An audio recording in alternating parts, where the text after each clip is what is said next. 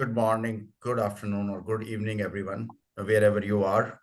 Um, I am really delighted to be representing Tech Democracy and hosting this webinar as moderator, jointly supported by Tech Democracy and VESA. And I have a very esteemed set of my panelists today. Let's start with their quick round of introductions. So, Mike, if you can please introduce yourself. Sure. Thanks, Fresh. Mike Towers, I'm the Chief Security and Trust Officer here at VESA. I joined about 14 months ago after 18 years as a CISO and a trust officer at major global enterprises. So excited for today's discussion. Thank you. Thank you, Mike. Steve, if you can go next, please. Sure, Steve Zalewski. Most people know me as former CISO at Levi Strauss, where my tagline was, if you can't tell me how what you do sells more jeans, then my business, my leadership doesn't care. And more recently, I have a security advisory practice, S3 Consulting, and I work with security companies and fractional CISO. Thank you. Thank you so much, Steve. Shiva, if you can go next, please. Hey everybody, this is Shiva Ingua. I had platform security and SaaS security at PTC. I work with, I've known a bunch of these folks that are on the call. We have worked in the past. I'm looking to have a great discussion and share my experiences in identity security. Thank you. Welcome, Shiva. Harpreet, if you can go next, please. Hi, team. I'm Harpreet. I work with JP Morgan. I have 18 plus years of experience in identity access management and cybersecurity enthusiasts. Of course, that's why I keep on encouraging me. And today's topic, NHI, I'm really looking forward because this is the one that whole industry should take care right now, looking at the sprawl of those identities. Thank you, Harpreet. Anurag. Sure. Thanks, Paresh. Hey, I'm Anurag, and I'm head of cyber resilience at Brunswick.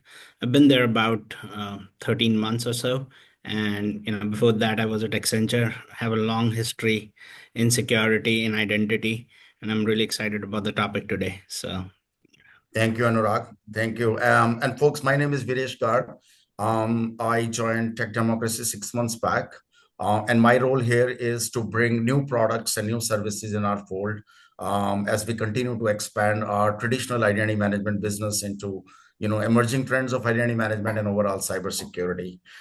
So today is going to be really exciting because I think the way I organized this panel session is I divided this into two sections.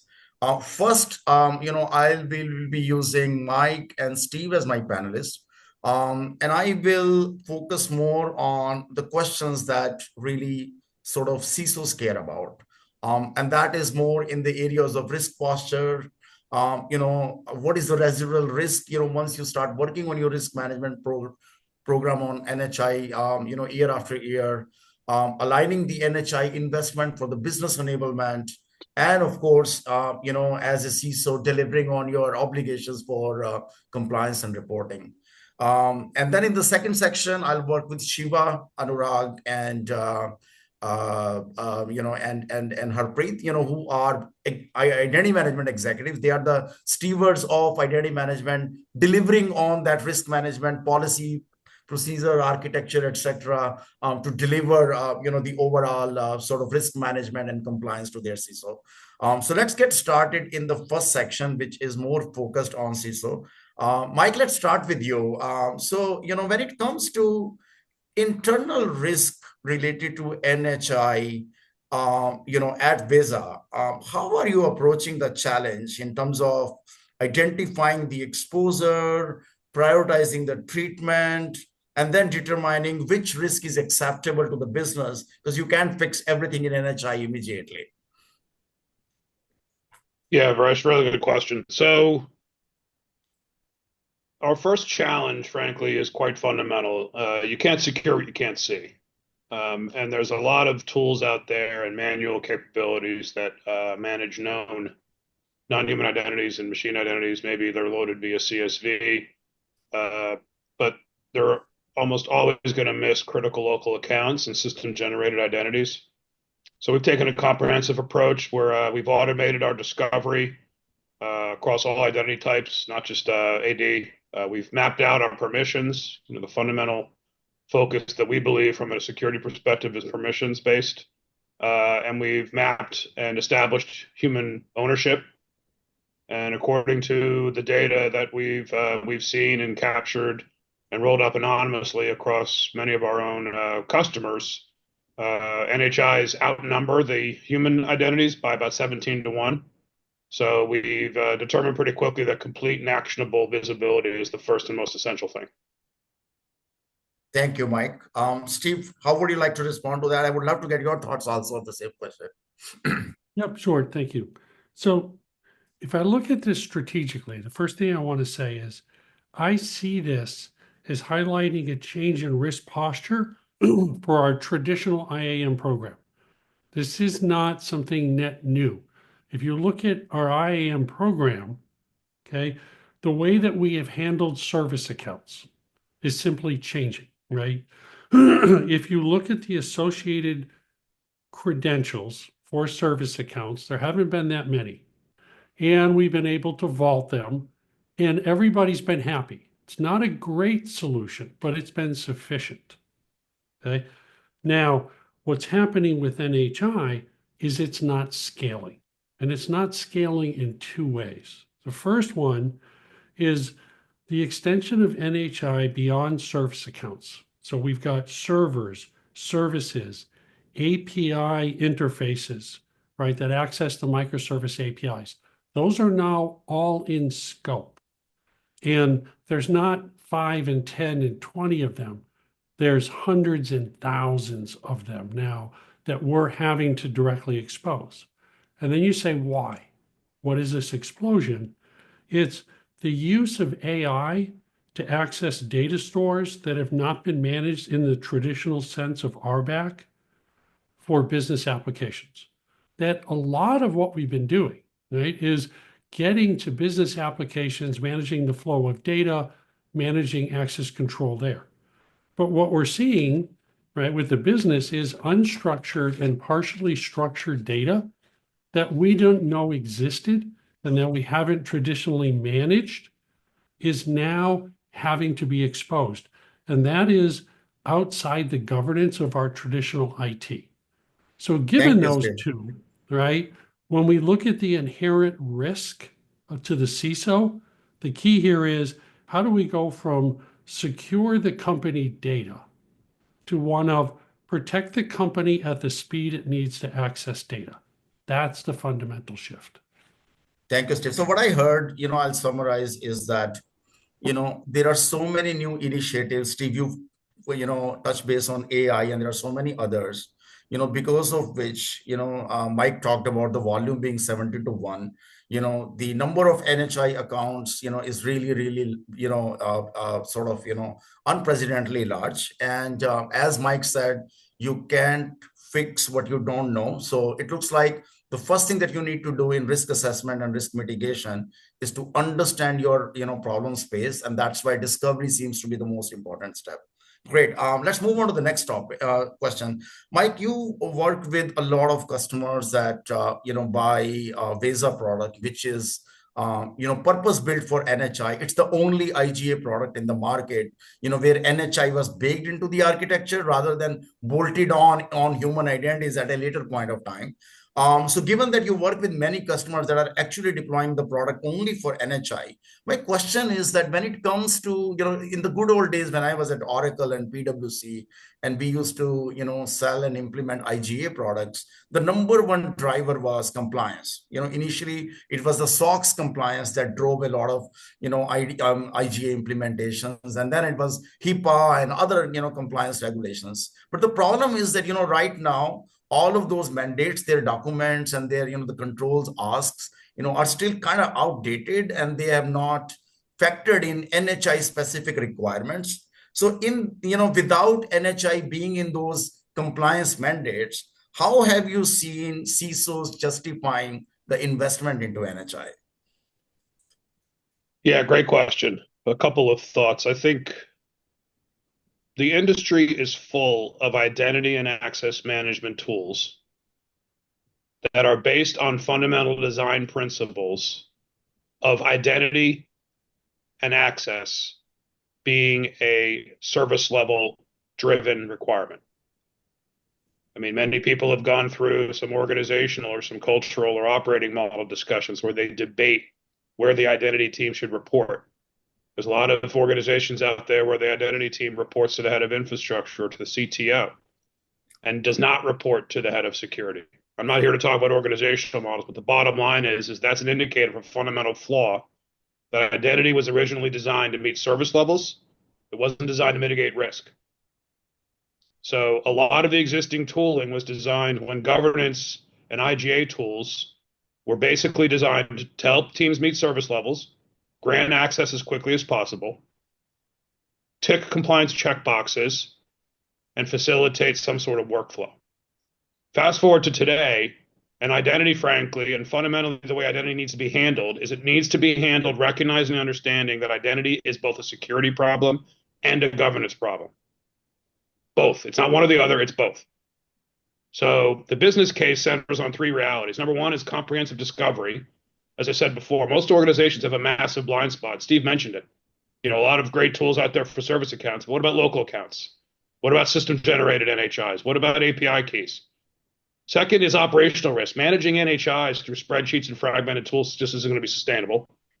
And to Steve's point, the scale is just completely outstripping the ability for security teams and technology teams to keep up. And third is market conversion. To your point, Varesh, there's plenty of tools out there that focus on authentication. There's plenty of tools out there that focus on shared secrets and credential vaulting. But fundamentally speaking, humans and non-human identity securities needs rapidly merge around a fundamental and key element is what actions can they take? So we actually view the market as the same fundamental requirement, permissions and actions that can be taken for both human and non-human identities. Thank you, Mike. I completely agree with you. We do a lot of zero trust architecture work for our customers at Tech Democracy. And we always tell customers that the first tenet of zero trust architecture is to reduce the exposure by enforcing principle of least privileges. And that needs to be done for every mandate for human and non-human identities, right? I think principle of least privilege comes in every mandate. And even if NHI word is not specifically mentioned, implementing that for non-human identities, I think is paramount to, you truly getting regulatory compliance. So thank you. Let's move on to the next question. I think, I work with a lot of CISOs. Mike, you are a CISO. Steve, you were at CISO at Levi's. And, you talked about it, Steve, right? That you always wanted to talk about jeans, right? How will you sell more jeans, right? So I think one of the most favorite topic for CISOs is to not be viewed as a risk policing, function or a compliance function, but a business enabler. So let me ask you that, how do you view NHI as a strategic business enabler for CISOs? Mike, let's start with you. Yeah, I think, well, a couple of things. In the interest of time, I'll try to be brief here because this is a really important question. But most businesses need data and digital to advance their strategy, to advance their reach, to enable their organization to operate. And a lot of them need the elasticity and the speed of cloud and SaaS, data lake platforms, et cetera, et cetera. And so many of these platforms and the variability of these platforms communicate within and to each other with things like APIs, secure certificates, et cetera. So the more modern technologies that people are using, the more likely their NHI volume and dependencies will increase. And then, of course, you can't have a technology discussion without AI. And businesses and CISOs within their businesses are constantly being challenged to enable their businesses to use AI safely. And there's a lot of focus on algorithmic trust, which of course is important, but there's a lot of fundamentals in adopting AI safely, especially with the onset of agentic AI and large language models, is basically machine identities, talking and training on data and querying all day long, every day. API keys, certificates, tokens, they're exploding in volume.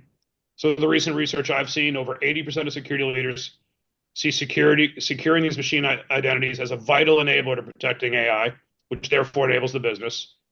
If it's not protected properly, it can be a prime target for attackers. Stolen or misused credentials can be used to move laterally because these are, generally speaking, they're higher privileged. and they can disrupt operations. A clear real-time model that maps exactly who or what can take what actions across the systems is essential. As I said before, it's more than just how they log in, it's what actions they can take. And you need some level of continuous monitoring and automated response to any of these anomalous AI-driven activity, which is going to be critical to enabling the business as well. And identity security underpins the trust you have in your AI workflows, ensuring that AI agents and automated processes have just the right permissions, no more, no less, and that these actions can be audited and traced. This is all going to be required as regulations evolve, as legal parameters, if you will, and compliance parameters evolve for AI. And the principles already exist in regulations like GDPR, SOC 2, and FedRAMP, where controlling and proving access is mandatory. Thank you so much, Mike. So it's very clear, and you're absolutely right. I think all businesses are, have AI strategy these days, in the making or in the execution to, get more bottom line and top line benefits from using AI. And AI cannot be, completely leveraged until you invest into NHI security for all the accounts used by AI. Absolutely. Steve, in addition to AI, are there other aspects of business enablement that you would like to add? Yeah, I see it as actually really simple, which was we all know that compromising of an identity is involved in over 80% of all successful attacks. That's how they do it. They end up compromising the identity and they move, right? Historically, humans are the weakest link. And so they went after my human identities. My service accounts, because they were few and far between, were highly prized, but vaulting and doing some of the basic hygiene made them really difficult, right? That's reality. That's brutal truth. Now, if I look at the business, what does the business want? Business wants efficiency. They want to reduce the cost of doing business to sell more genes. So how do I drive down cost? And the second thing is they want effectiveness, right? They want to improve the business functions and sell more genes. And doing that means we have to move faster at finding additional ways to leverage data. It's a data problem that we're seeing, okay? And it's not just traditional data. It's unstructured, partially structured, stuff we never thought about in IT. So given that they're doing that, okay, that underlying efficiency and effectiveness of moving data is all about non-human identities, right? It's about the microservice APIs having identities and they're moving at the speed of AI and agentic AI. Therefore, we have got to get better, right, at bringing traditional lifecycle management to all of these non-human identities because they are now becoming our biggest gap because we're not scaling the protection. And if we don't scale the protection, given that that's what the business needs for efficiency and effectiveness, I'm not going to meet my compliance requirements, and I'm not going to meet all the new licensing that's coming in on the contracts. So I'm up against the wall to have to be able to demonstrate evidence of compliance for this emerging class. Thank you. Thank you, Steve. Now, I think this week and last week, you know how we have the technology buzzword of the week?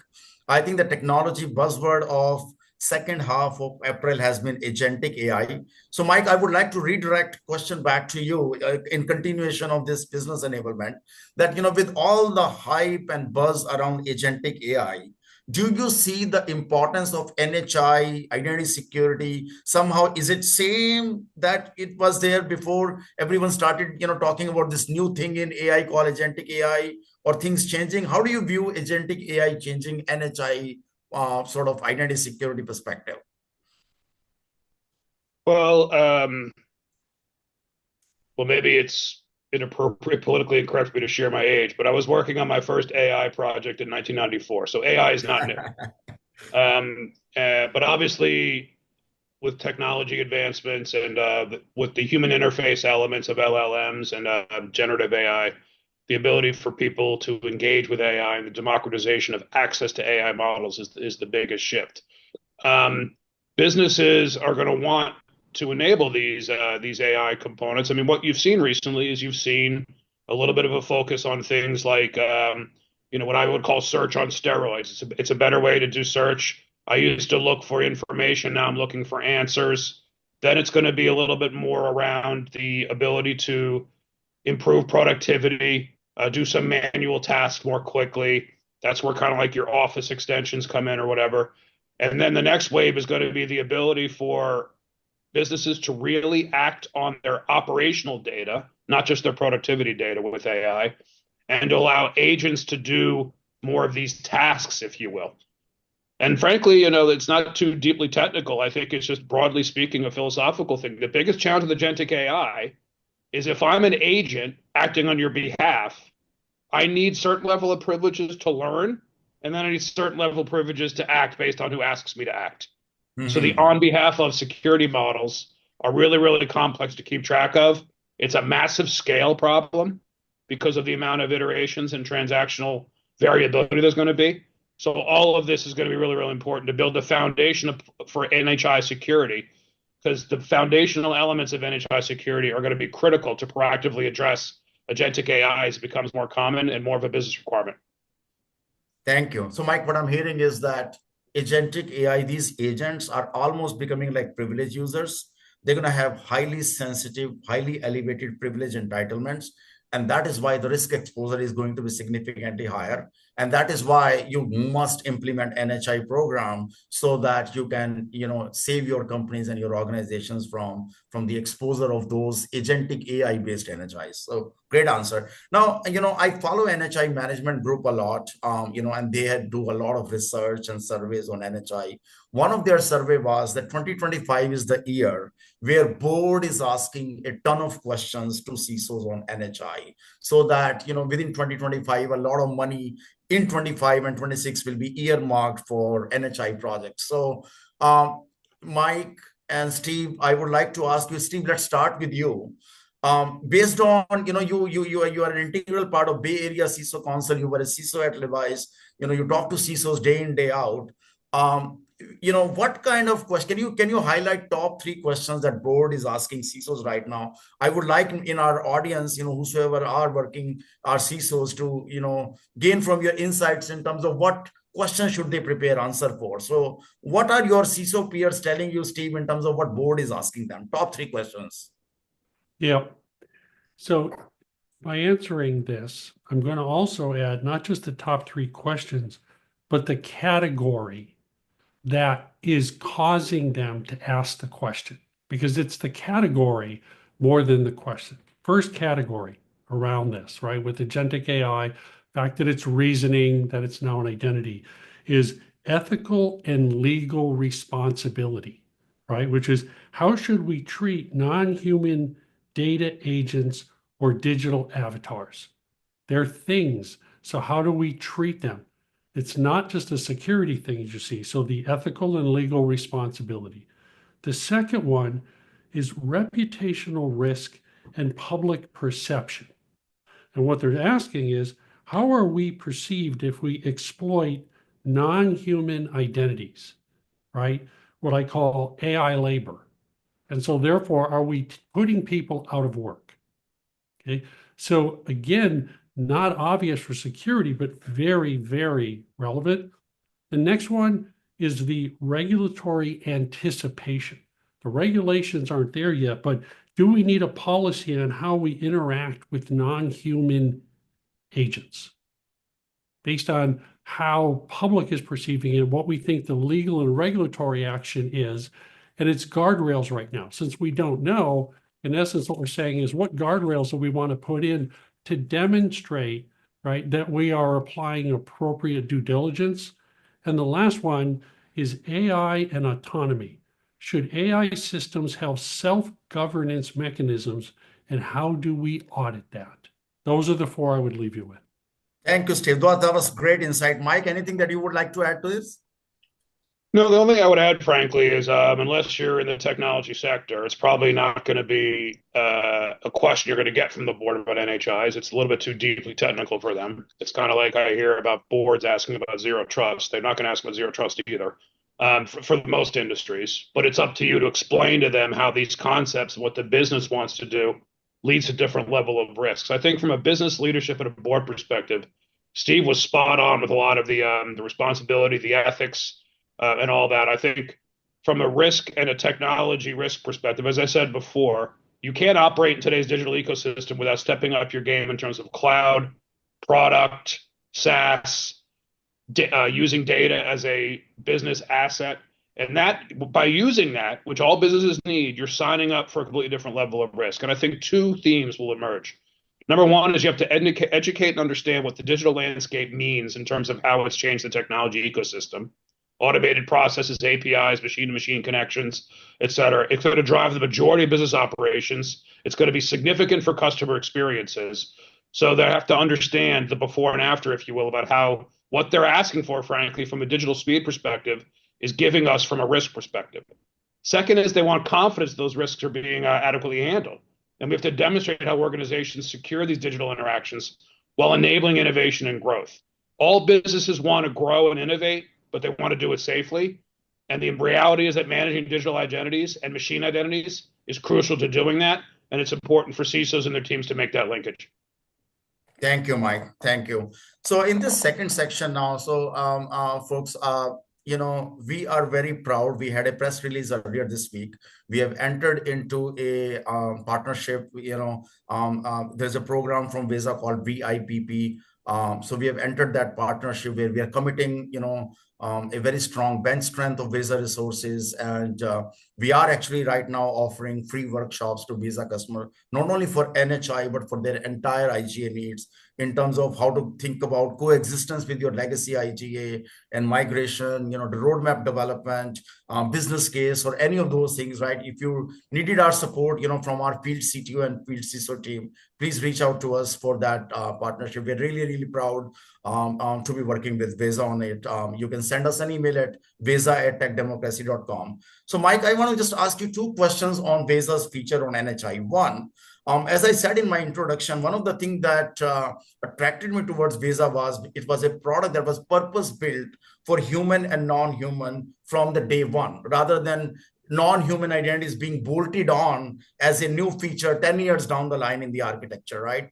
As you work with customers, can you talk a little more about how is that purpose-built architecture? How does that help customers? Why is that unique, and why should customers care about it? Yeah, well, I think we've built the platform.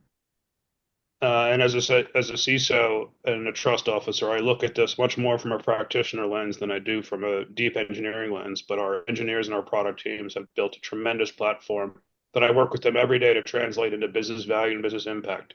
And fundamentally speaking, the key difference is our unified approach to both human and non-human identity, recognizing that there are multiple, I would call it, types of technology delivery that every enterprise is dealing with: SaaS, cloud infrastructure, IaaS, PaaS, data lakes, your Snowflakes and your Databricks of the world, your unstructured data in a platform like O365. And most organizations still have a lot of on-premise or hybrid infrastructure. There are solutions out there that are siloed, but very rarely do you find organizations that only run in one of those categories. Most organizations run in all of them, and the horizontal linkage and foundational element that links them all together is identities need access to data. So the siloed approach may look at this a little bit differently. Identities need access to data, both human and non-human. So that's the fundamental unified approach that we're taking. And we recognize that the principles and understanding how that can be managed are deeply intertwined, from shared access request workflows to lifecycle management, provisioning and deprovisioning, to the concept of least privilege. All of that applies universally across the both. So holistic approach, we believe, that delivers comprehensive visibility and intelligence-driven governance across all identity types is first and foremost and critical. Awesome. So my next question is, I know that there are two phrases that are used in the industry: eat your own dog food or drink your own champagne, whichever you like, Mike. I know that you guys are internally using Visa. Would you share with us in terms of how Visa's internal use has enabled innovation in the NHI area in the product? And, from your internal use, what can other CISOs learn? Yeah, good question. We are doing our best to ramp up and keep up. I think the intersection of analytics from an access perspective and identity perspective and NHI governance and security has been a strong theme that's emerged from some of our internal use cases. I mean, obviously, we're still in a hyper growth stage. We're bringing on new customers, and we frankly can't afford to have an army of DevSecOps engineers and security analysts periodically spending endless hours in access reviews to enforce these privileges. We want to do this continuously. We want to have the analytics and the engine help us determine and figure out what is the best role to be used, for example, with the least privilege. In a growing company like ours, this challenge steadily grows. We keep bringing on new customers, therefore we're bringing on new NHIs whenever we have a new customer tenant. So we need a lot of automation and automated solution to continuously understand permissions of how NHI accounts and keys and apply the analytics and intelligence to enforce least privileges as the environment grows, both vertically and horizontally. So at Vesa, there's a great discussion and engagement going on. We call it Vesa for Vesa internally, where we recognize this must be looked at horizontally across all platform types, like I mentioned, cloud, SaaS, data lakes, et cetera, and deliver sustainable scale for growing the support and the governance of these NHIs in hybrid environments. Awesome. Thank you, Mike. Thank you. Mike and Steve, I want to thank you for some amazing answers and insights on the CISO section. I'm going to move on to the identity management stewards executive section now. And the first question that I want to ask is that let's nail down that when I talk about as an identity management executive that I need to solve NHI, right, for my CISO, what do I need to do? So I think, when we were kind of brainstorming this, Shiva, Harpreet, and Anurag, we talked about it in 3 dimensions: the governance of NHI, the runtime enforcement, of NHI, and then the detect and response. So in the interest of time, Shiva, can you cover the governance, and then I will move on to Harpreet and Anurag for other section. Shiva, what does NHI governance mean to you? Yep. Firstly, I think Mike and Steve, they covered a lot of interesting areas. I think one major change that had happened over time is historically, identities were governance first, operations next, right? But with NHI, the velocity to the cloud, velocity to the product, it brought everybody to a situation where it's operations first and governance next, right? People just keep on creating identities, ungoverned, unmonitored. Then comes the governance piece. So what this has led to is the manifestation. So one of the things I'd like to call out is at least in our environment, in the environment that I'm seeing, NHI takes multiple forms, right? There are almost like good 8 to 10 different types of NHIs, right? And from a governance side, it's your traditional IGA solutions. I don't want to take names, right? They are built for human accounts, right? So there is no one size fits all. Like you can never have like one, or at least at this time, I don't know, right? Vesa probably has a lot of these capabilities the last time I saw them, right? The traditional governance features that they're asking for, right? They don't exist for both human accounts and non-human accounts that does everything that we want to do from governance and operations, right? So if I were to solve this problem from a non-username password side, I will look at solutions that gives me a better visibility, maturity, and control of NHIs, at least from governance side to begin with. Thank you, Steve. Thank you, Shiva. Harpreet, can you cover it from sort of runtime security perspective? Yeah, absolutely. As Shiva said, that operations come first and then governance. Absolutely, I've seen and witnessed that while at my time at Vesa, managing 40 plus customers. Yeah, the customers go beyond, NHI governance. Mostly, customers tend to apply EDP or DR kind of solution for malware detection, then doing the microsegmentation of their whitelisting, egress or ingress with the implicit deny all. Apart from that, wherever the possible, they minimize the usage of NHIs and assume that that role, Cloud IAM role, will fetch the credentials from vaults and rotate those credentials as per need. And one more important one is how to tie up their NHIs with the privilege management system. Thank you, Harpreet. Anurag, can you please cover it from detect and response perspective? Absolutely, right. So from my standpoint, we'll need to break it into, a couple of different segments, right? One is going to be legacy on-prem and the other one's going to be cloud. And that's very important because I work in manufacturing center, and there is a lot of ICS, IoT, NHI out there where, I cannot do dynamic credentials, I cannot do, tokens or insert any kind of, vaults for dynamic rotation, right? So, we primarily depend there on things like, our SIM. We are deploying a solution for ITDR, and the idea is that these solutions working together would be able to help us where we need to be in terms of detect and respond, right?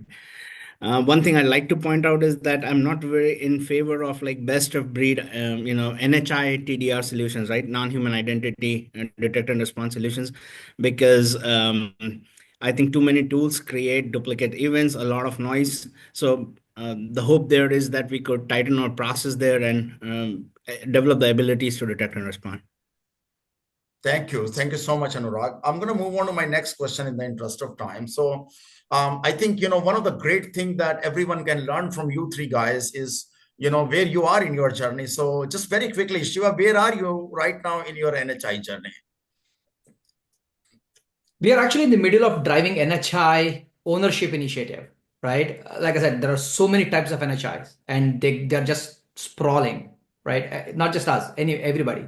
So what we're doing today is we are in the process of identifying the NHIs, the discovery, and we are engaging with our stakeholders, right? These are accountable owners of NHI, trying to understand like where should the responsibility of the risk stay and where should the responsibility of the governance stay. And we have implemented solutions like CNAP, that has like CIAM capabilities, cloud entitlement discovery capabilities that is giving us some information on the discovery side, right? But driving that initiative of ownership and accountability takes a lot of cross-functional collaboration. That is where we are today, right? Thank you, Shiva. Harpreet, I know that you did not get authorization to share the internal details of JPMC, but you worked with so many of Visa customers, in your last job when you were at Visa. So the customer environments, in terms of, where, they are on NHI. So would you mind answering this question from just your experience of working with so many Visa customers? Where are these customers today in their NHI journey? Yeah, this is interesting one, especially on NHI side. I think most of the customers are still in journey to identifying where those NHIs are because they're fragmented and across different platforms and decentralized. And every customer, if you go, they want to have like what access these NHIs have at what time. So I'd say that I saw customer implementing behavior analytics, ITDR kind of solutions. And I believe that, with this current advent of agentic LLM, that can probably give in near future a better solution to them by analyzing those ITDR or user behavior analytics kind of solutions to give them a actionable to take on their environments to prevent those gaps in the risks. Thank you, Anurag. Would you mind sharing with us where you are on your journey, Anurag? Absolutely. Right. So, I mean, it's a journey. We are at different phases with respect to different kinds of NHI, but we want to make sure that zero trust gets a lot of focus. So we are trying to make sure that the principle of least privilege is applied. We are trying to segregate accounts based on the needs and not just like using one account with multiple, entitlements or privileges all over the place. Then, we're also trying to see if we could create, micro segmentation around the network, right? Because it is, as I said, we come back from a manufacturing background, a lot of legacy equipments in there. So we want to reduce that risk. We're working with one particular company where we are looking at application-centric micro-segmentation for those NHI access, right? Awesome. Awesome. So my next question is, now that we know your journey, right, it's very clear that it's not something that's going to get done anytime soon. This is going to be a multi-year program, and things will keep changing because, business requirements like agentic AI will continue to push the envelope for you guys as the security custodian, security stewards, right? So, Shiva, your thoughts on how do you decide what residual risk is enough, right? Is something that is acceptable in your environment? That's actually a very loaded question, right? Because given the kinds of NHIs, there are so many varieties of them, right? There is no one size fits all, right? But you discover residual risk through a continuous monitoring process, right? See, most of the organizations, when they start these identity journeys, what they do is they start the discovery phase and they assume that oh, my discovery phase is done. Let me go ahead and go forward with the implementation. But with NHIs, the discovery phase is never done because you may have, because of the ephemeral cloud, ephemeral identities, right? And the usage of that, automated identity creation, right? You always need to go through that Kanban process, right? Continuous monitoring process that will allow you to identify your residual risk. And what I would encourage everybody is to don't try to solve all NHA problems at the same time. You will never succeed because there is so many of them, right? Try to identify things that can get to your crown jewels, start reducing the risk on them, and then move on to the next one with an acceptable level. But that continuous process is what is going to help you determine that residual risk. Thank you, Shiva. Anurag, what would you want? How do you decide that what residual risk is acceptable to you? So, I mean, definitely there is a lot of risk, especially given our legacy use cases. We are in part a tech company that's trying to develop digital solutions, but in part a large manufacturing company.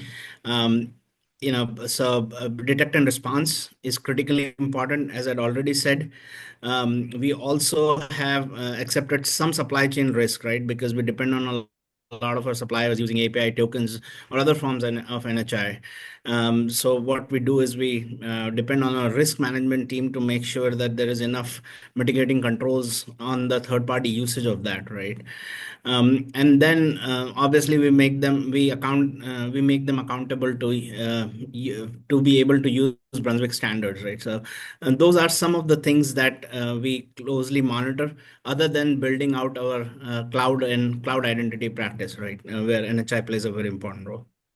Awesome. So I think, Anurag, that was very interesting. You talked about third-party risk management, right? We were talking about business enablement. It looks like if you are a supplier that's part of supply chain for a company, chances are, your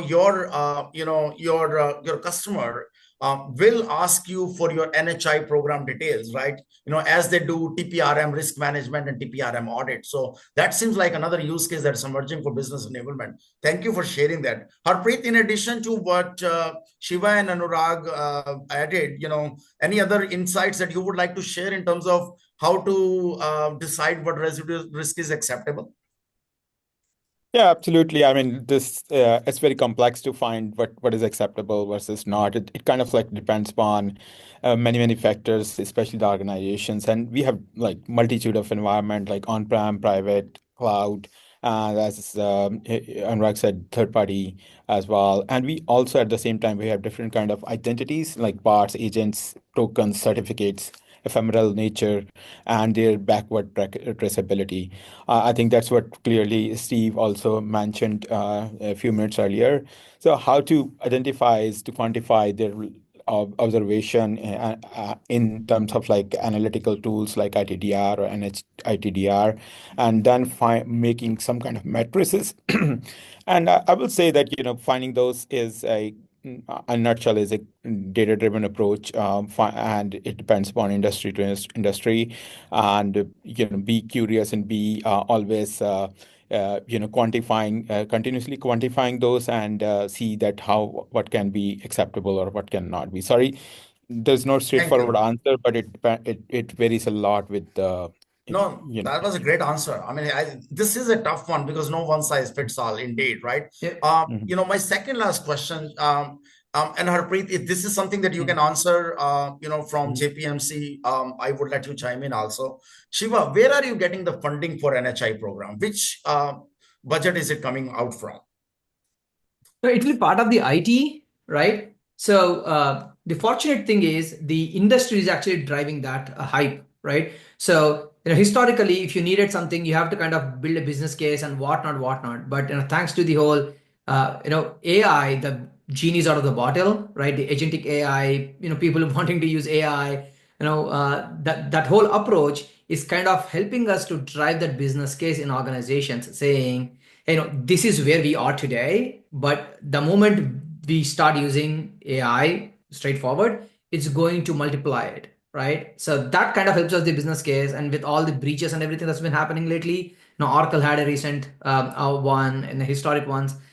That is where we kind of build that business case and hype to go get the budget from the leadership. Great. Thank you, Shiva. So my last question to all of you, the product vendors like Vesa, the services vendor like Tech Democracy, we are all growing with the industry to learn more on how to help customers like you on NHI. So I would like each one of you to give one ask to product vendors and one ask to service vendors. So what do you need product vendors to do and service vendors to do? Let's start with you, Shiva.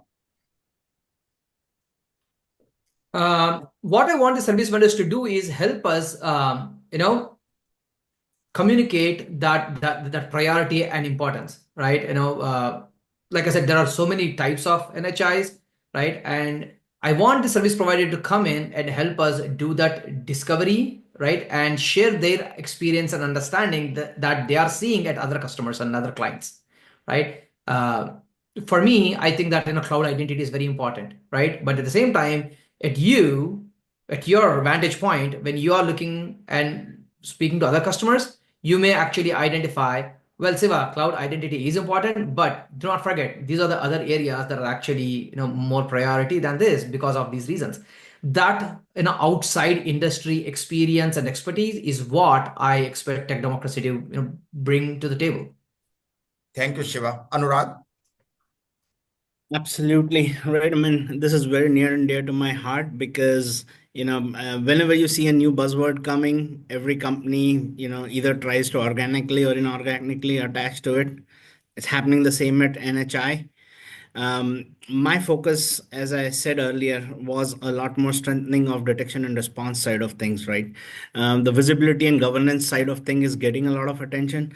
I think, our SI partners and advisory partners, I challenge them to bring up um, bring up the best practices around, what to do in cases of agentic AI, in cases of AI LLMs, and then eventually help us get to some canned integrations, right? Not very custom build or bespoke solutions on that, right? So that would be my ask from my service vendors to help us Thank you, Anurag. understand Thank the you. problem.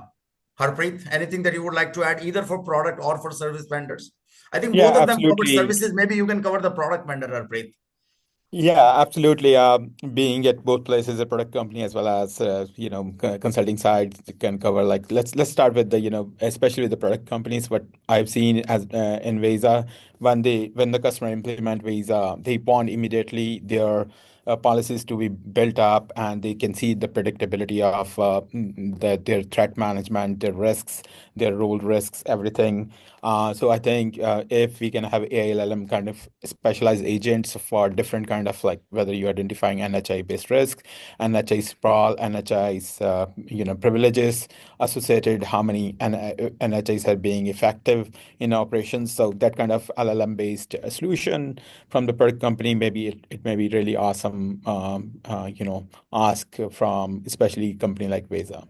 Right. So thank you. So basically, you are saying that the volume of NHI is going to be so high that even hundreds of tech democracy consultants are not going to be able to handle the program. So using more AI to deal with discovery and governance and so on and so forth is what we need. No, that's great. Before I kind of recap, I want to give each one of you 30 seconds. This is a question that came from audience, so I want to make sure that I cover it right. Just like anything else, when you ask, your CISO or board for money and you spend that money, you need to report back the metrics, right? How things are improving. So Shiva, just quick 30 seconds. What metrics are you using to report your progress to board for NHI? So largely it is the trend graphs, right? So it basically showing that what risks are NHI bringing, right, or being identified specific to NHI, and over time, how have we addressed those risks, whether it is through decommissioning the NHI identities that are currently not being used, or whether it is lowering the necessary privileges, or whether it is through vaulting them, or whether it is through rotation of the keys, whether it is to patching the certs. It doesn't matter what kind of decision you take to mitigate that risk. How are we addressing that over time as a trend, right, against your all forms of identities? That is a metric that that I'd like to track and communicate. Thank you, Shiva. Anurag? Absolutely right. I mean, I would want to talk about the things that I've talked before, right? I mean, in respect to governance, that would be uncorrelated identities, unused identities, making sure they are decommissioned. Then in terms of like privilege, are they privileged and permission properly? That is one metric that we like to use. Have we segregated the identities out based on the use cases? Critically important, right, to maintain least privilege. And then finally, right, I mean, how are we monitoring them on the SIM side, right? What have you deployed? What kind of, alerts you have triggered there, right? Those kind of things really help. Thank you so much, Anurag. Harpreet, 30 seconds, please. Yeah, I think most of the stuff is covered by Siva and Anurag. Just wanted to, categorize. Especially we have NHIs are different types. I would like to add, plus Siva and Anurag, is those different types should be covered, like their certificate, their actual accounts, their tokens, and how deeply they can go, and what's their utilization is. Thank you so much, Harpreet. So I want to thank all of my panelists for such amazing discussion. And I want to do a quick recap for the audience. Here is my contact information if anyone wants to reach out to me for further dialogue on NHI. So I think, where are your non-human identities? I think Shiva, when I started working with Shiva, actually, I learned it from you that the first thing was there are so many different manifestations of NHI. So when you think about NHI, make sure you're looking at your certs and tokens and keys and IAM roles that workload can assume in Kubernetes, etc., etc. Those are all NHIs. Make sure that you're covering all of them rather than just traditional service accounts. And up in the graphics, you will see all the reasons why NHI are created, right? I need an API access, let's create an NHI. I'm going to do an agentic AI implementation, let's do an NHI. I'm writing a monolith, a microservice app that needs access to Kafka. Kafka is a platform, let's create an NHI, right? So these are some of the top use cases in the industry that, result into creating more and more NHIs. Why are NHIs different from human accounts, right? They are highly privileged, right? As we were talking earlier, agentic AI, you can understand what Viresh does in tech democracy or what Shiva does at PTC, but you don't know what an NHI does until you read the program that uses NHI. So business context is harder to understand. Can't implement multi-factor authentication for them. Mike talked about 17:1 volume. They, typically people do a lot of security in production, but sometimes we consider our, DevSecOps, right? CI/CD pipelines and Git repository, etc., as dev environment or QA environment and not prod. So I've generally seen the tool chain to be very sort of, weak in security, and all of them are making changes in productions, right? Because you're doing automated CI/CD, so it makes them more vulnerable. I think, at Tech Democracy, when we talk to our customers about NHI, we want you to focus on 5 things. Number one, governance, where VESA comes into picture, implement, enforce least privileges. Second is credential management, right? How are you going to store them in Vault? How will you not have secrets in code? Those kind of things. Then your workload security, right? Making sure that the workload that is using that NHI is not rogue workload, right? With cloud, so many rogue workloads can be added to your segments, right? So, that becomes very important. And then I think Anurag talked a lot about detect and response, and he actually led his NHI program with detect and response rather than with governance. Governance come later for him. So that's why the behavioral analytics and incident response also becomes very critical to NHI. We have authored close to 11 white papers on NHI. Here is a list of all white papers. You can reach out to me for a PDF version of this tech.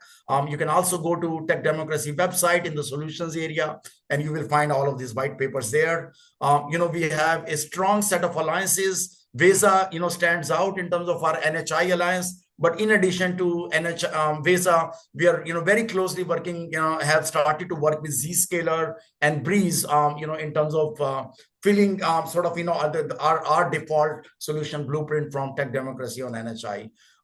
We do provide advisory services for your roadmap development and architecture and business case implementation services, managed services. So we provide you, end to end everything that you need on NHI from a system integration perspective.